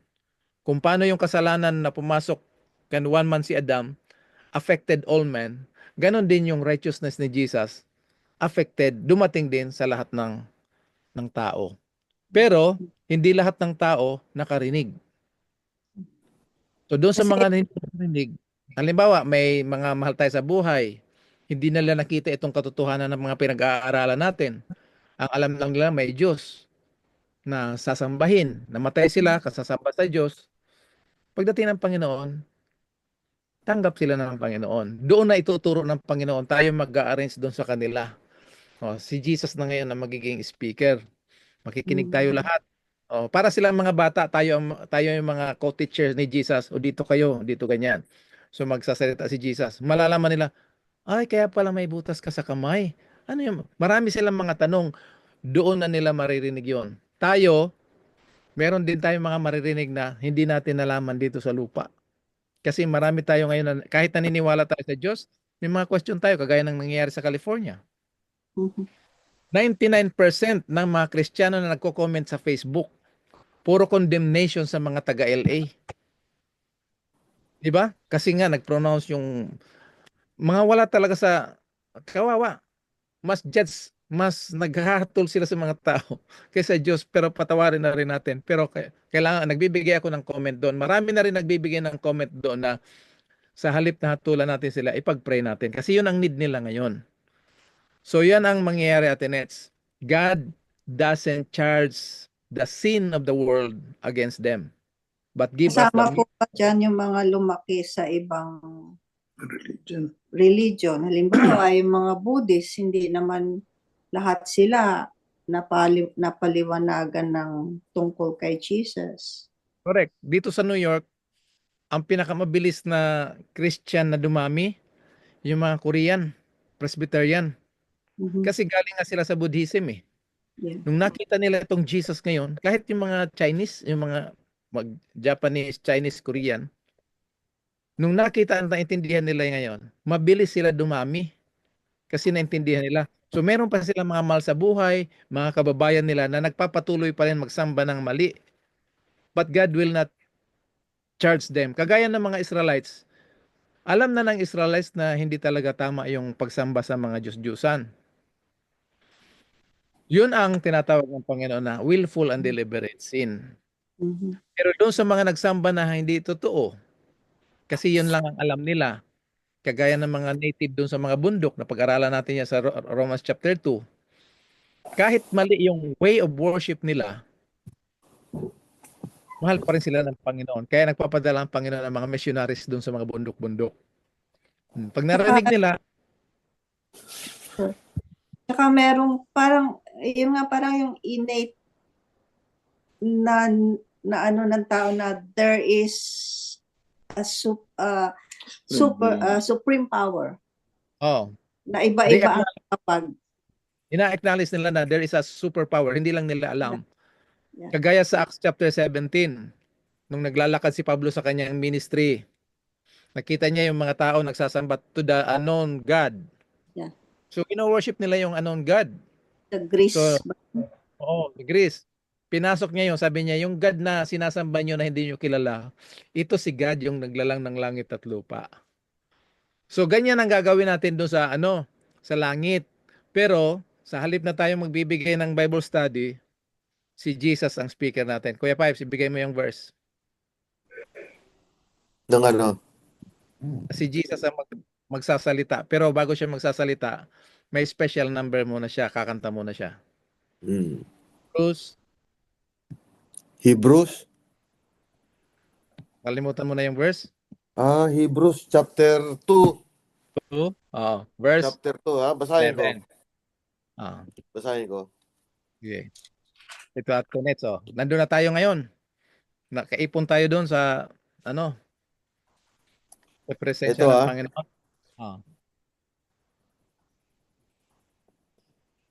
Anong verse? Verse 11 na umpisa. For he who sanctifies and those who are sanctified all have one source. That is why he is not ashamed to call them brothers, saying, I will tell your name to my brothers in the Sandali lang. midst of...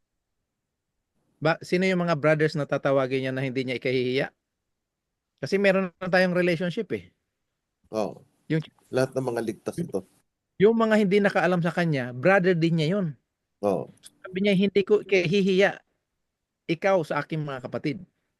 At sa harap ng aking mga kapatid, ay anong gagawin niya, Kuya Pipes? In the midst of the congregation, I will tell you of your name to my brothers in the midst of the congregation, I will sing your praise. Siya yung siya yung magme-message. Siya pa yung may ang tawag nito? Siya pa yung mabibigay ng special number. Yung 13 maganda rin eh. Basahin mo. And again, I will put my trust in him. And again, behold, I and the children God Ah. has given me. Galing. Ano? Oo. And the children God has given me. Dito sabi, here am I and the children God has given me. Grabe, ano? Ah. Pipresent May niya question- lahat yung Yeah. mga... May question si Bonso. Si Robert. May question ako, kuya. Paano ito Hebrews 11:6 na impossible daw kung walang faith? Oh. Faith comes from hearing and hearing the word of God. Di ba? Mhm. Ngayon, yung narinig natin na word of God na nagkaroon tayo ng pananampalataya, uuwi yan sa experience. Pero lahat ng tao, basahin natin Romans chapter 12 verse 3. Romans chapter 8 verse 3. 12. 12. Romans chapter 8 verse 3. Romans chapter 12 verse 3. Kuya Pipes.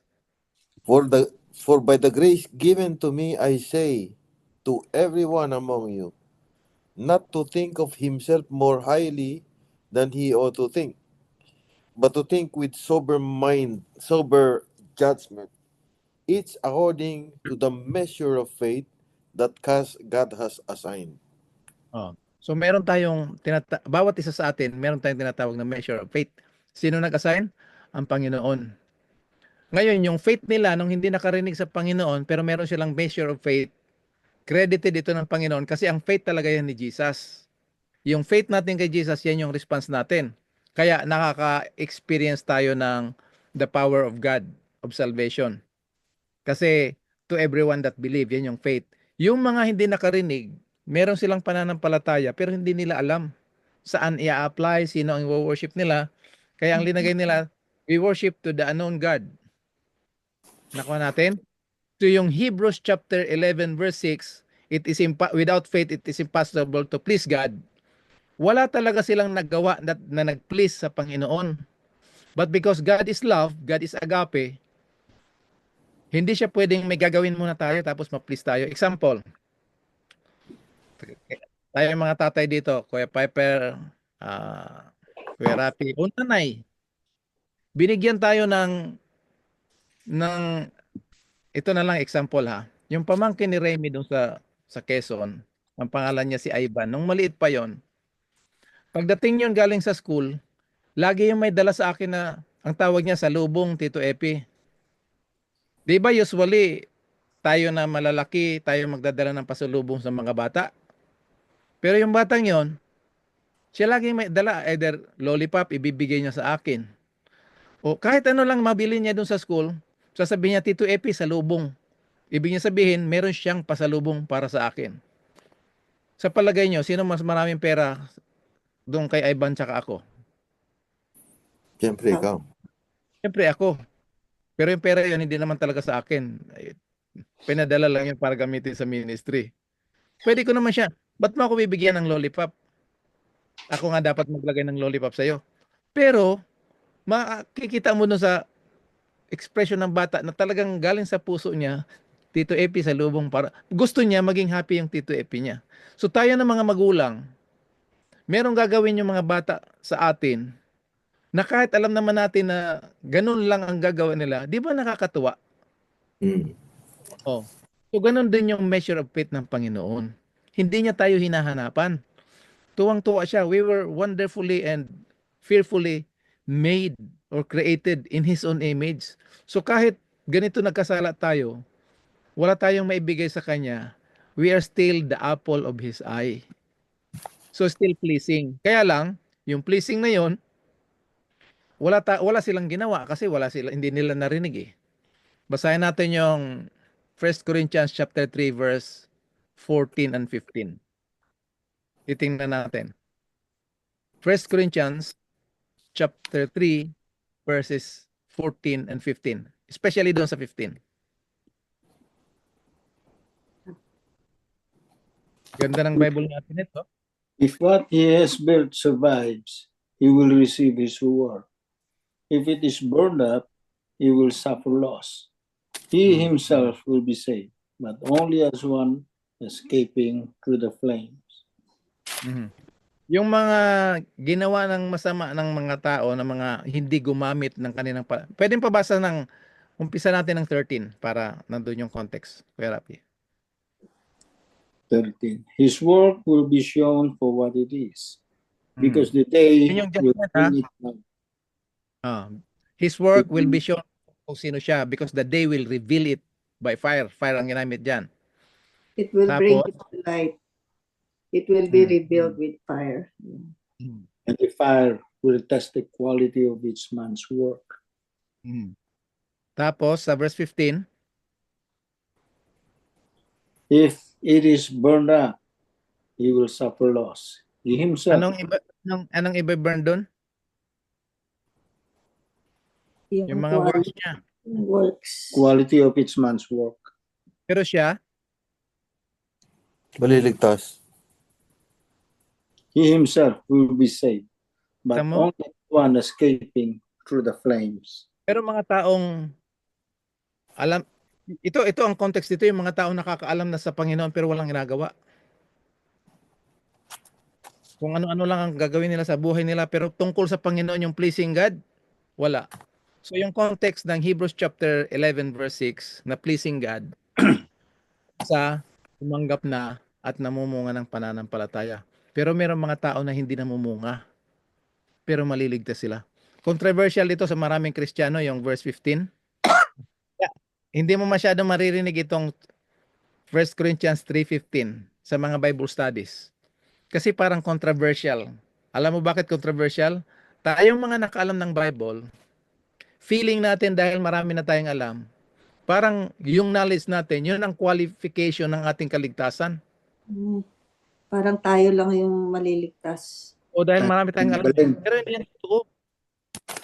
Yung alam natin na dumadami tayong alam, marami tayong nai-experience kay Lord.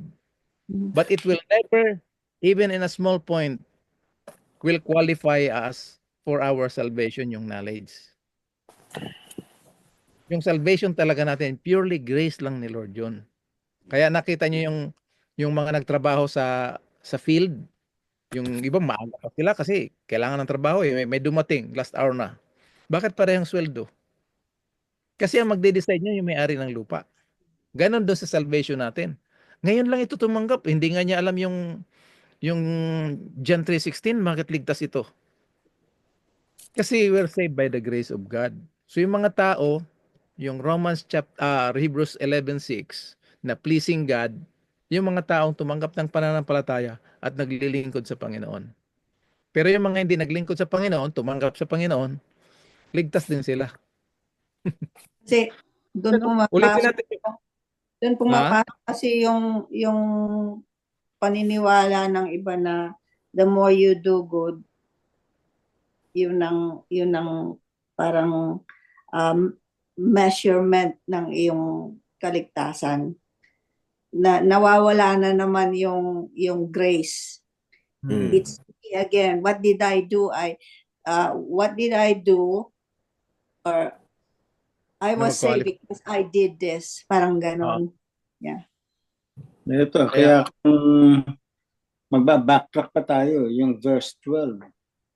If any man builds on his foundation using gold, silver, costly stones, wood, hay, or straw, his work will be shown for what it is. Yan. Because the day will bring it to light. Ilang materials ang ginamit dyan?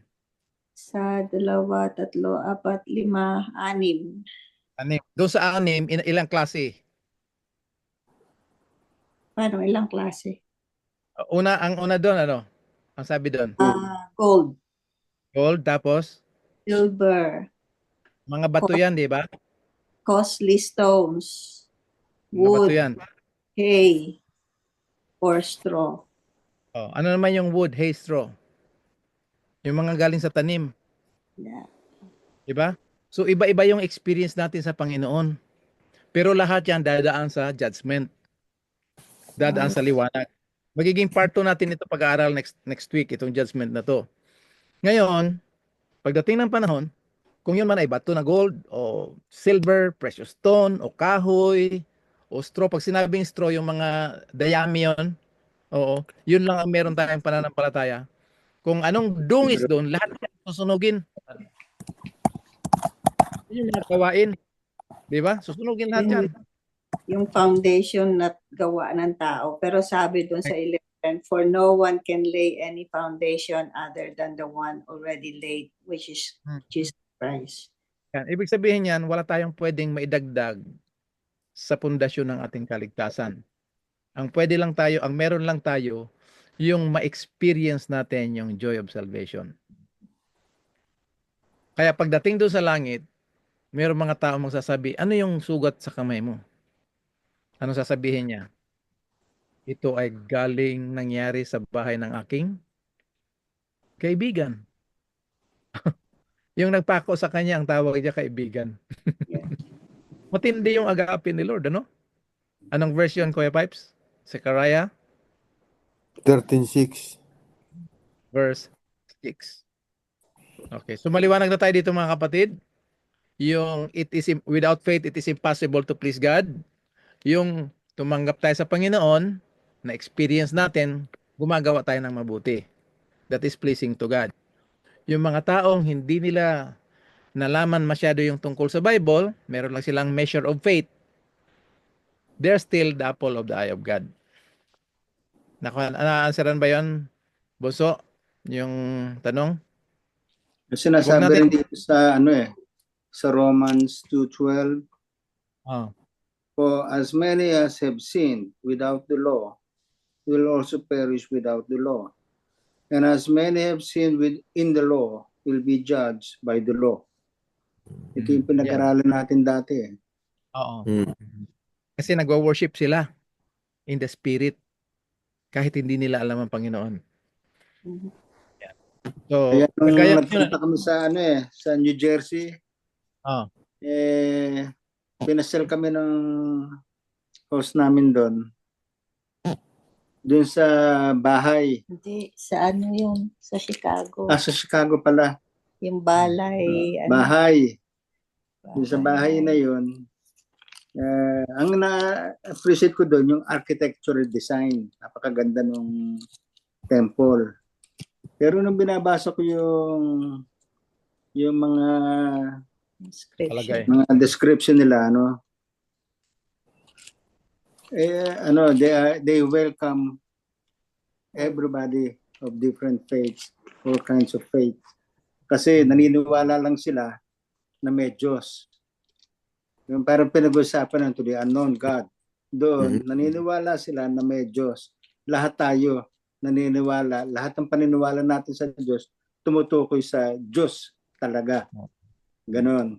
Kaya itong simbahan na ito is para sa lahat. Kasi we will worship the same God that we worship. Sabi niya. Amen. Ayun lang ang mga kapatid. I-comment ko lang to, no? Malungkot kasi yung mga nakakaalam tungkol sa Diyos, sila yung masyado judgmental sa mga victim doon sa LA.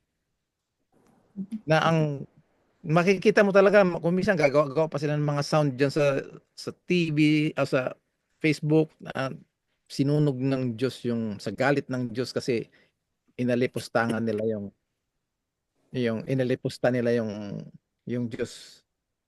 Kaya mga kapatid, kailangan natin ng prayer kasi number one, hindi naman lahat ng taga-LA ang nasunog. Hindi lahat ng taga-LA ay godless.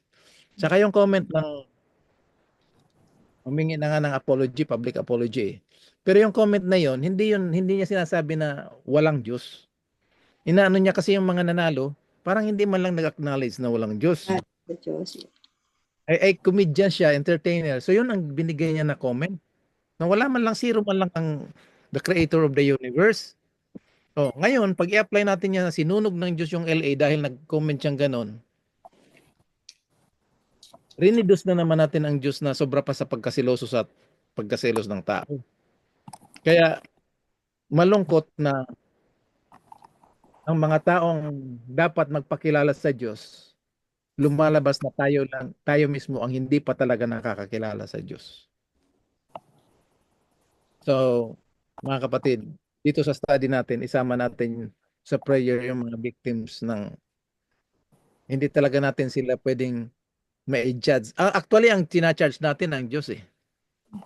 Ang Diyos ang pinaparatangan natin na siya yung responsable sa damage na nangyari doon sa California pero sa LA. Malungkot Parang, lang pero go ahead, Ate Nets. parang yung meron ding yung on the other part of it, meron yung, di ba, yung isang bahay, yung bahay na hindi nasunog na because they were believer or they are believers. Para bang, wow, may favoritism ang Panginoon. Kaya Hindi niya sinunog tong bahay na to kasi believer ito. Parang ganun, di ba? ngayon, hindi lang isang bahay ang hindi nasunog. May mga iba-ibang bahay na hindi nasunog. So kanya-kanyang claim ngayon, itong simbahan namin hindi nasunog. May Yeah. Bible na hindi nasunog. So mga So, kapatid, meron na nakita mo, yung the only thing daw hindi nasunog doon sa bahay, yung Bible. oo. I saw that. So mas maganda 'yon kaysa yung magki-claim tayo to simbahan namin, so ipag-pray lang natin mga kapatid, ano? So But there's sana go ahead. one video that I love to see during that yung event na yon. There was this group of people na nasunog yung area nila or yung bahay nila, and yet they were singing praises. They were still acknowledging the power of God in spite of. Yung nakita kong video na yung magkakahawak sila na kumakanta pa rin sila ng papuri sa Panginoon. Kaya nga malungkot na yung mga alam mo magaling lang tayo kasi wala tayo doon eh. Yeah. Pero kung tayo sa pangyayari, halimbawa, hindi tayo doon sa sunog. Yung katabi lang tayo sa puntahan mo yung lugar, hindi mo mafe-feel na mawawala sa iyo yung paghatol ng pag-condemn ng mga taga LA ay godless town. Lalo ka maaawa eh. Tingnan mo lang yung video. Pero yung mga yung mga feeling kabababa lang ng langit, sila yung they qualify themselves na kita nyo, hindi ka naniniwala sa Diyos. Kita mo kami naniniwala sa Diyos, hindi kami sinunog. Parang ipag-pray natin kasi kasama din tayo dyan kasi we are one body. Yung nagko-condemn doon sa kinokondemn, we are on one body. Ipag-pray lang natin sila. Isama din natin si Ate Alice sa prayer, ano? So, sana na-enlighten tayo dito sa second coming, yung mga events na walang patay na pumunta na ng langit, sabay-sabay tayo papunta ng langit. Yung mga lahat ng patay, natutulog muna sila ngayon. Gigisingin sila sa second coming. Di ba, Kuya Ipe, yung nagsunog yan, ang president si Satanas, di ba? Pero before mangyari yan, mahingi siya authority sa Diyos. Kasi i-accuse siya na, tingnan mo yung mga tao na to, ito. So bigyan siya ng authority, but with limit. Pero nagsunog si Satanas. So, kasi hindi siya magawa ng anong kuan na bagay without authority sa kuan. Pero with limit, hindi siya na-limit ng Diyos. Di ba, ganun ang process yan? Oo. Pagdating sa bayan ng Diyos, kailangan humingi ng permit si Satanas. Pero Satanas is Satanas, traitor yun. Huwag tayo magtitiwala na hihingi siya ng permit. Kasi ang description ni Jesus kay Satanas, magnanakaw. So yung magnanakaw, aakyat ng bahay, magnanakaw, magpapatay, at maninira. Yun na yung likas niya eh. Sa mga big event na pagdating nandito na sa mga bayan sa tao ng Diyos, doon siya kailangan humingi ng permit. Pero sa mga hindi tumanggap sa Panginoon, patuloy niyang i-deceive talaga yon at kukumbinsihin niya na God is unjust. Kita mo yung Diyos, yung mga tao na bakit nandun si makasalanan yun eh. So yun ang purpose ng judgment. Ipapaklose ng God yung bibig. So in a sense, walang pwedeng gawin si Satanas na pahintulot ng Diyos, pero borderline, may limit doon sa mga program na nandun na sa bayan ng Diyos. Pero pagdating ng panahon, Satan will be allowed to do kung anong gusto niya because God will expose Satan kung ano talagang pagiging masama ni Satan. Hmm. Medyo magdadalawang oras na tayo mga kapatid. Napahaba uli yung study natin. Kaya hindi kita tapos ito. May yung second part nito next week. Kasama yung pagja-judge, anong gagawin doon sa langit. Magse-serve lang ba tayo? Meron tayong gagawin. So tapusin na muna natin dito yung ating sharing. Purihin ang Panginoon. Welcome si Sister Eda. Nandito pala si Sister Eda. Oo. Mm. Tsaka si Ma'am Vanji. Si Sister Daisy ang absent ngayon. O sabi niya sasama siya pero hindi siya nakasama. Baka either walang signal o baka nasa biyahe. Usually ganun ang case dun eh. Oo. Buti si Albex, inano ako. Sabi ko si Albex, namimiss ko na. Mukhang pag hindi siya busy, nag-aaral ito eh. Nag-text si Rafi, hindi raw siya Oh. makapasok. Baka may Ah. naising. Baka gaya nung kay Jordan, hindi makapasok kumisa. Di bale? So tatapusin na muna natin yung study natin ngayon. Papadala ko mamaya. Napadala ko ba yung study natin ano ba yung study natin last week? Wala pa. Ang pinadala mo lang yung 8 Hebrew Yun lang. Oo. Yun Greek lang. word for love. Oo. Actually, yung na-discuss natin doon, ito na yung study natin ngayon, yung millennium. So first part ito ipapadala ko na mamayang gabi. Kasi pag pinalampas ko ito, either makalimutan ko bukas o kala ko napadala o hindi. Send mo sa Telegram, subukan ko. So, dito na muna tayo. Hihingi natin di ba si Kuya Rapi yung nag-pray last week? Ngayon si Ako Ate rin. Nets.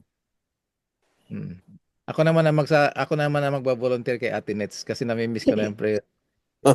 Sige. Sige, let's pray. Heavenly Father, once again, we want to thank you, Lord, for this time that you have given us to study your word. We thank you, Lord, again for reminding us not to judge people, Amen. not think of ourselves as higher than anybody. Yes, Lord. You're always teaching us, oh Lord, that humility is one of the greatest, is one of the characters that a true Christian should have. Instead of judging people, that we should just pray for one another. And thank you, Lord, again for the people who are with us tonight. Thank you for Brother Epi, for Brother Piper, and for all those people who are present with us tonight. Please continue to guide us. Please continue to show us the truth, O Lord, and give us the chance, Lord, also to share this with other people. We pray for Ate Alice, for her complete healing, Lord. I know she's in pain, and touch her, oh Lord, and give her the strength, and also for us who are taking care of her. We ask for your guidance, oh Lord. We love you. We praise you in the mighty name of Jesus. We pray all of this through the power of the Holy Spirit, and we say, Amen. Amen. Amen. Thank you, Ate Nets. Amen. Next week Robert, naman. pakiramdam